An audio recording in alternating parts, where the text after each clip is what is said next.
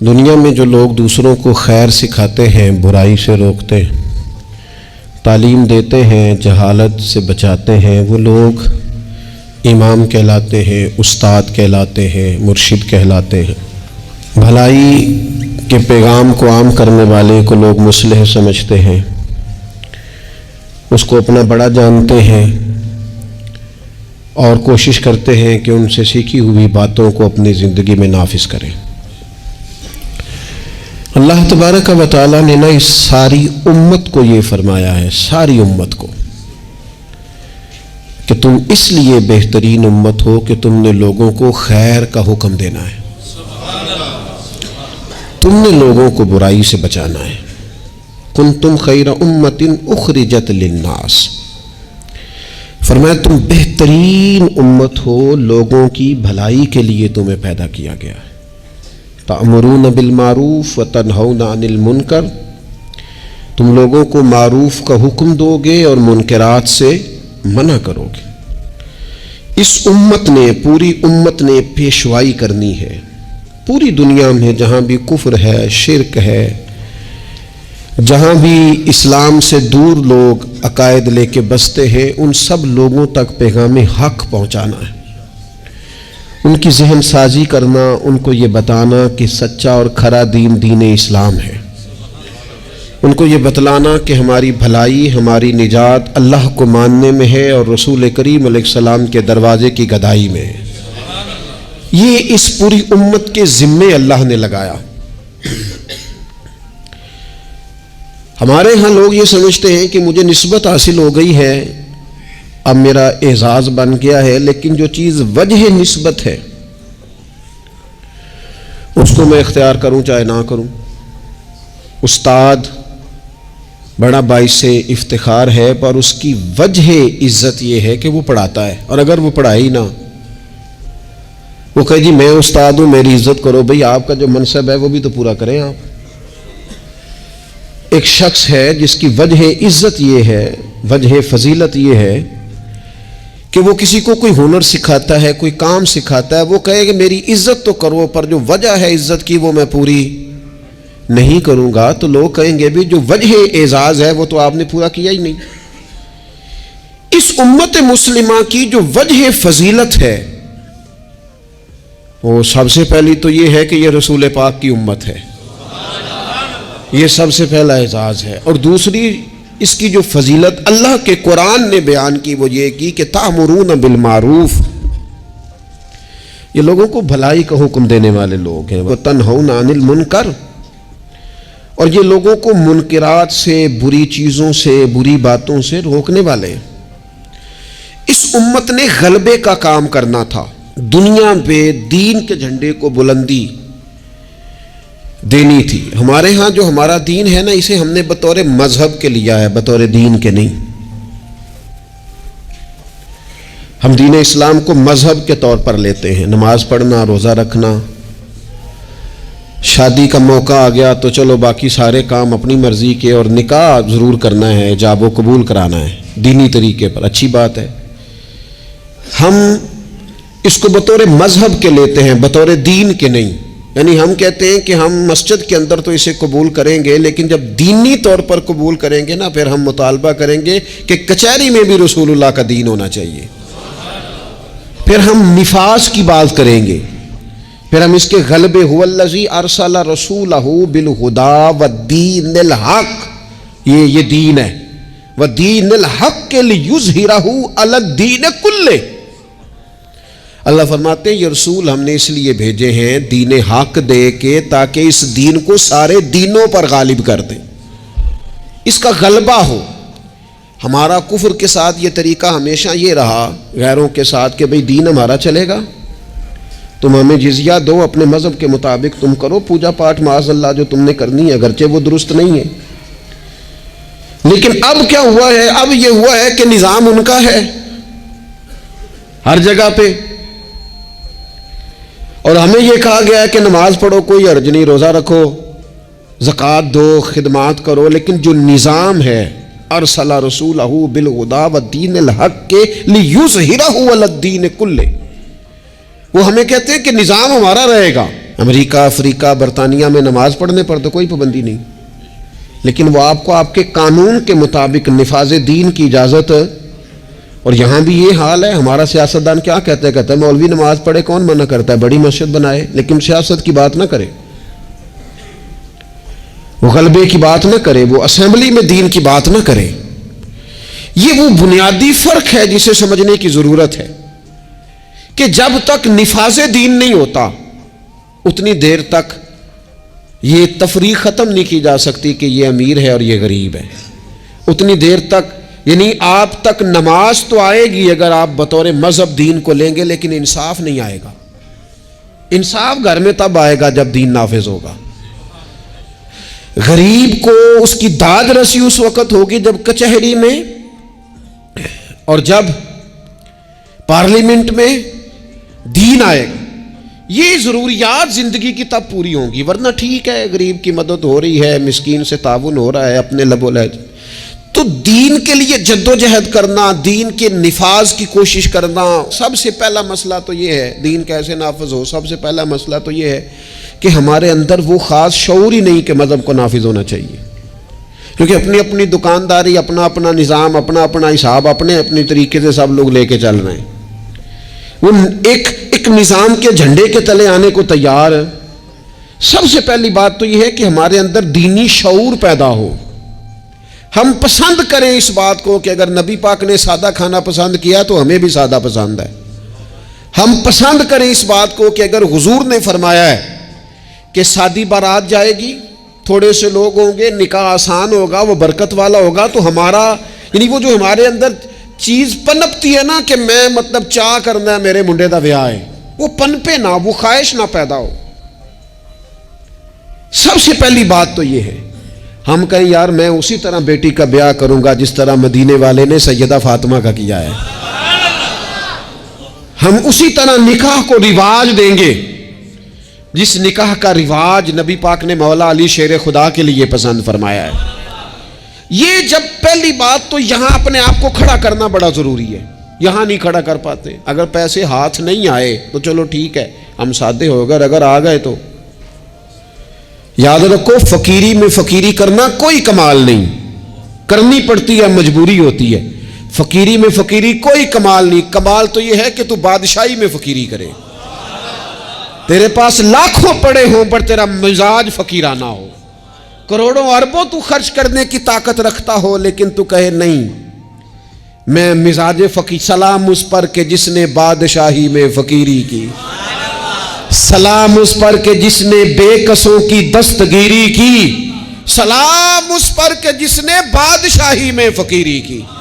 نبی پاک علیہ السلام نے بادشاہی میں فقیری کی، حضرت ابو بکر نے بادشاہی میں فقیری کی، حضرت سیدنا عمر فاروق نے بادشاہی میں فقیری کی، کروڑوں خرچ کرنے والے عثمان غنی. لیکن سیدنا عثمان غنی کی شان یہ ہے کہ جب خطبہ دینے کے لیے منبر پہ بیٹھتے ہیں تو کرتے پہ بھی پیوند ہیں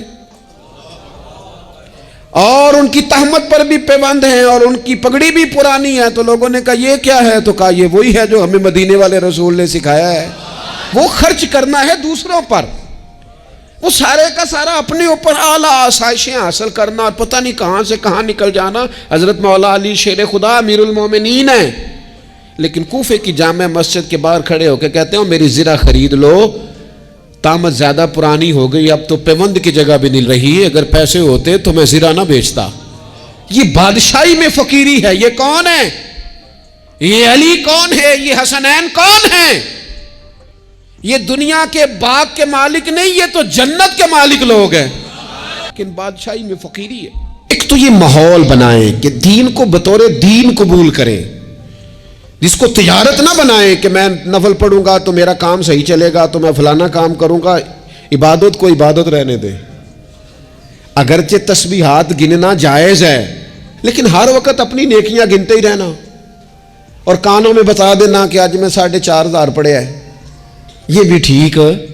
زاہدوں نے یہ جب کام کیا، اب بس ہے نا کہ تسبیح کے دانوں سے جو کام لیا، چاہے یہ تھا نا کہ بے شمار پکارتے تجھ کو. اور یہ بھی کوئی بات ہے گن گن کے تیرا نام لیا، گن گن کے تیرا نام لیا.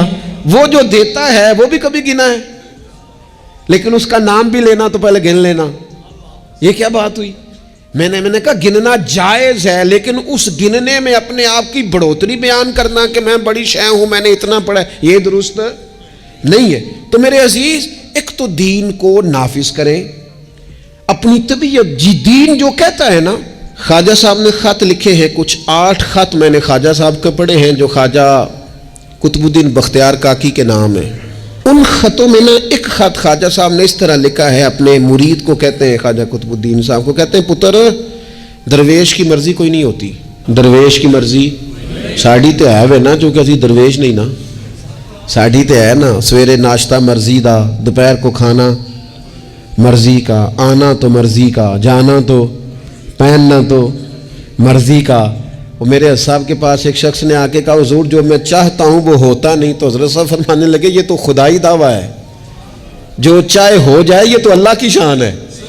اتنی بڑی بات تو نے کر دی کہ جو چاہتا ہوں ہوتا نہیں، یہ تو رب کی شان ہے کہ رب جو چاہتا ہے وہ، تو بندہ ہے، تو اتنی بڑی بات کیوں کر رہا ہے؟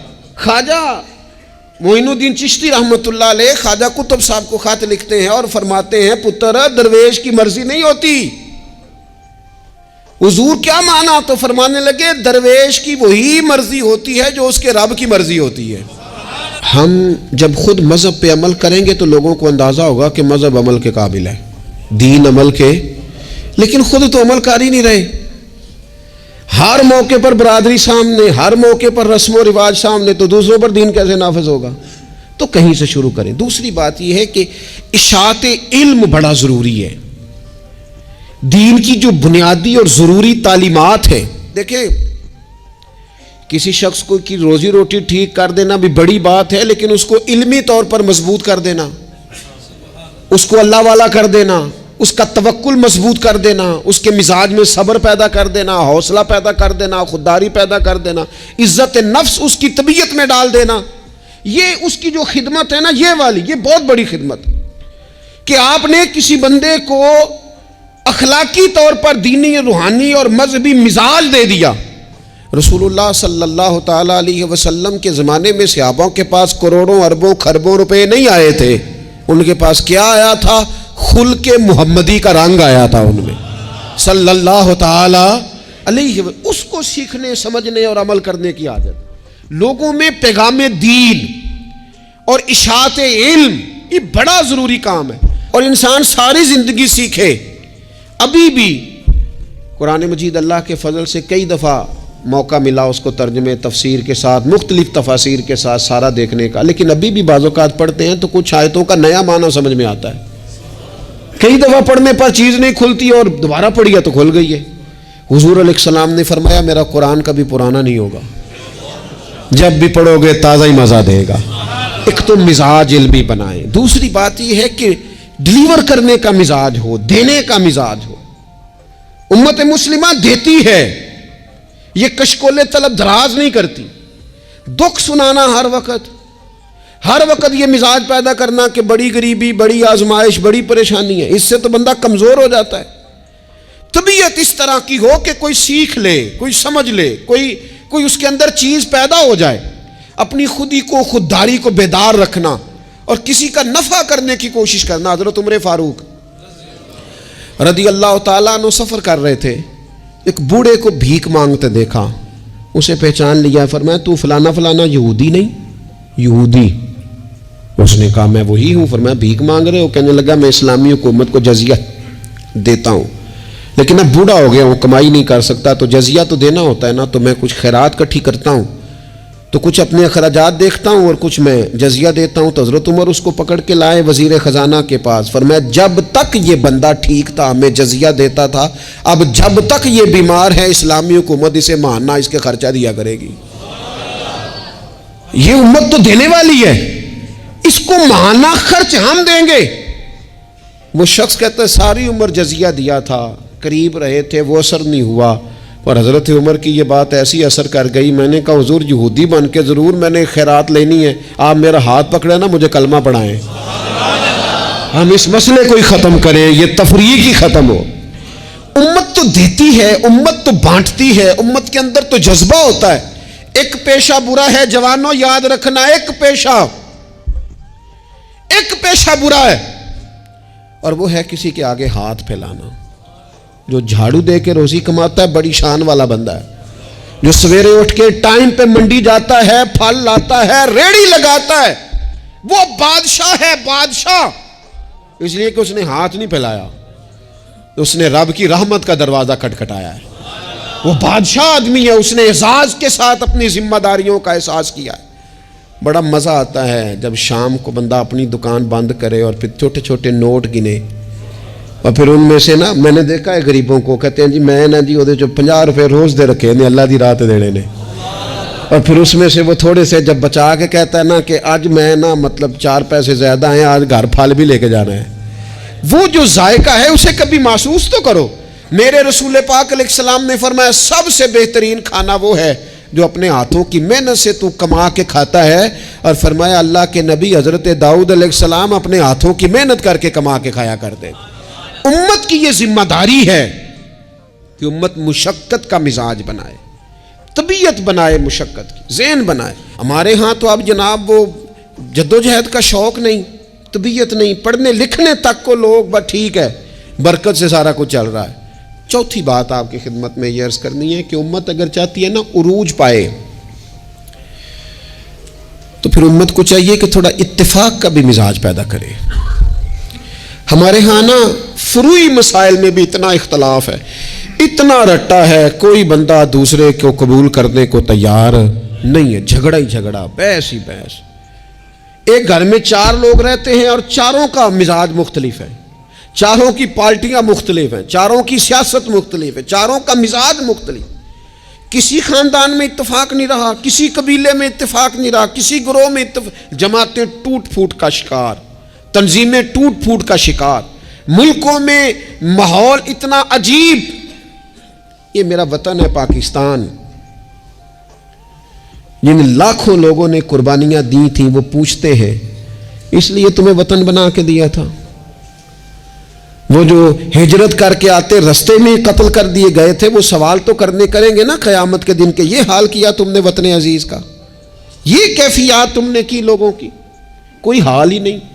کبھی کوئی کسی کے خلاف بات ہے تو کبھی کوئی رسہ کھینچ رہا ہے, تو کبھی کوئی کسی کے پاؤں کھینچ رہا ہے. خدا رہا کوئی استحکام. لوگ جوڑتے ہیں, بڑوں کا کام ہوتا ہے قوم کو جوڑنا, ان کو نظریاتی طور پر مضبوط کرنا, ان کی فکر کو مجتمع کرنا. رائے کا اختلاف ہو جانا کوئی بڑی بات ہے؟ زندہ لوگوں میں اختلاف ہو جاتا ہے, زندے جب لوگ ہوتے ہیں تو ان کی رائے مختلف, لیکن اپنی رائے کو دوسرے پہ مسلط کرنا, تھوڑا سننے کا بھی حوصلہ پیدا کرے. تو کچھ اتفاق کا مزاج, کچھ تھوڑی دوسروں کی تعریف, کچھ تھوڑا کسی اور کو بھی قبول کر لینا, تھوڑا سا کسی اور کے بارے میں بھی کبھی اچھی رائے دے لینا, کبھی کہہ لینا کہ نہیں فلانا فلانا فلانا فلانا آدمی. جب لوگ بخیے ادھیڑ رہے ہوتے ہیں نا, فلانا بھی برا ہے, فلانا بھی برا ہے, فلانا بھی برا ہے, فلانا بھی برا ہے, تو میں اکثر کہتا ہوں یار تم نے اتنی جلدی کر دی سب کو برا کہنے کی, تمہیں پتہ نہیں لقد خلقنا الانسان فی احسن تقویم. رب کہتا ہے میں نے تو بڑا سونا انسان بنایا ہے اور تمہیں کسی میں اچھائی نظر نہیں آ رہی. اور امت وہ ہے جو رسول رحمت کی امت ہے, لیکن وہ چھوٹی چھوٹی باتیں, چھوٹی چھوٹی لڑائیاں, کچھ اتفاق. امت مسلمہ جب تک متفق نہیں ہوتی اپنی عزت کو کبھی بحال کر سکتی, جب تک ان کا اور اتفاق. چھوٹے چھوٹے ٹکڑوں میں امت کو بانٹ دیا گیا ہے, چھوٹی چھوٹی ریاستیں, چھوٹے چھوٹے گروہ, چھوٹے چھوٹے مفادات.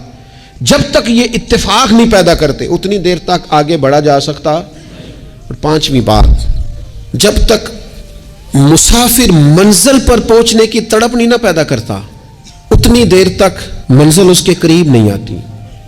اس امت کی منزل ہے کنتم خیر امت اخرجت للناس تأمرون بالمعروف وتنہون عن المنکر. اس امت کی منزل ہے دنیا کو خیر کا پیغام دینا, لوگوں کو برائی سے روکنا, اس کی منزل ہے.